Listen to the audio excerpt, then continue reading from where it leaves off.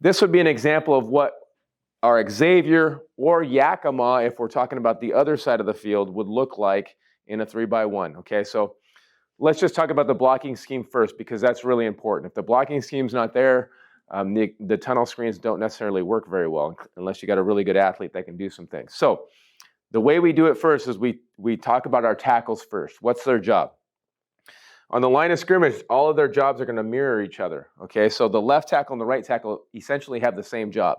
And what their rules and expectations are is they are going to kick out the first guy outside the tackle box, generally a hanging defender. Okay, so as you can see here, the first hanging defender would be that will backer. Okay, so that's their rule.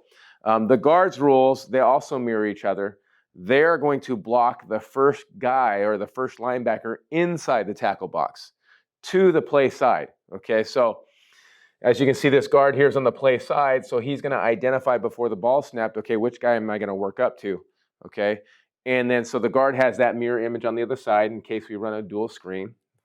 And then our center, the last blocker, his rule is I'm going to identify who the Mike backer is, and I'm going to block him away from the play side. So he will just identify who to block and a block away from the play side, try to get his butt into the tunnel, okay?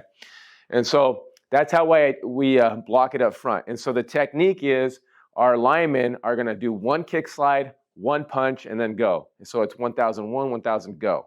Okay, one kick slide, one punch, and go. In the backfield, you can do a number of things. We will hop motion a guy out. He can play action. He doesn't even have to be in the backfield. We can do it out of an empty set. Okay, and we can run all of those screens out of different sets. All right. What we do on the back side of the play is, because it is a screen, generally you end up being in a 3x1. You end up being in a man coverage situation or a quarter situation. And so we'll just tell our receiver to run that guy off. Mandatory outside release, get his eyes away from the quarterback and run him as far deep as possible. Then if you can get back into the play, try to scoop him out and try to block him once he's 15, 20 yards downfield. On the play side of this, we're going to tell our number 2 receiver to block the player over the receiver getting the ball. Okay, so since it's Xavier, he's going to go and block the guy over the X. And then our number 3 receiver is going to block the player over the number 2. Okay, so that's kind of the rules and expectations. If things are moving around and things change, we're going to tell our guys to block the most dangerous player. Okay, the most dangerous player that's going to run to this tunnel. Okay, so that's an example of how we draw it up. That's an example of how we talk to our athletes and how we teach it. And then we're going to show it. This would be an example just coming from the other side. We'd use a different terminology. We'd use Yakima, but all of the rules stay the same. The tackles have the guy outside the box. The guards have the guy inside the box. Everybody's going to kick slide once, punch once, and go. Number 2 receiver is going to block the first guy over the receiver getting the ball. The number 3 receiver is going to block the number 2 guy, the hanging defender, over the number 2. Okay, so that's kind of how it looks on paper. In real life, this is how it's going to look. So this is us going in a 2x2. Like I said, you can do it out of any formation. And so when we call Xavier, this receiver here knows he's getting the ball. The number 2 receiver knows that he's going to block the guy over the X.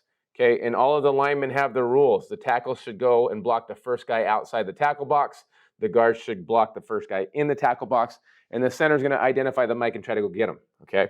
And then you can do whatever you want with the running backs. So let's take a look at how this looks. And so we're trying to create a tunnel right there. That's where the tunnel is going to exist. Okay, so this tackle is going to block that guy there. The guards are going to go up to the backer. The center is going to go up and identify the mic. Okay, we're going to create a little tunnel. Okay, we're going to create a tunnel for our receiver.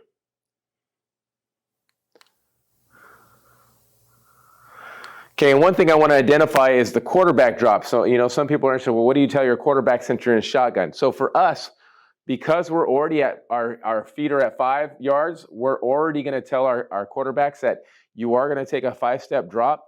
When you throw the ball or release the ball, your body should be about 10 to 11 yards deep, because you do want the defensive line to get closer to you to create a wider tunnel. Because the worst case scenario is one of the defensive linemen falls, or one of the defensive linemen has enough time to retrace and the tunnel's not big enough, and then you run into complications trying to run these screens in zone 2.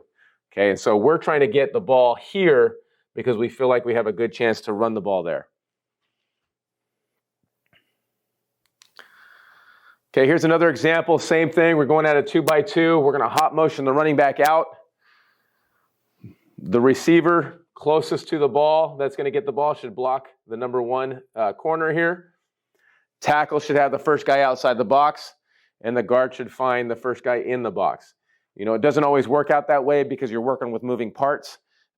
So our guys are just trying to be athletes and find people to block once you get into open space because people are moving around.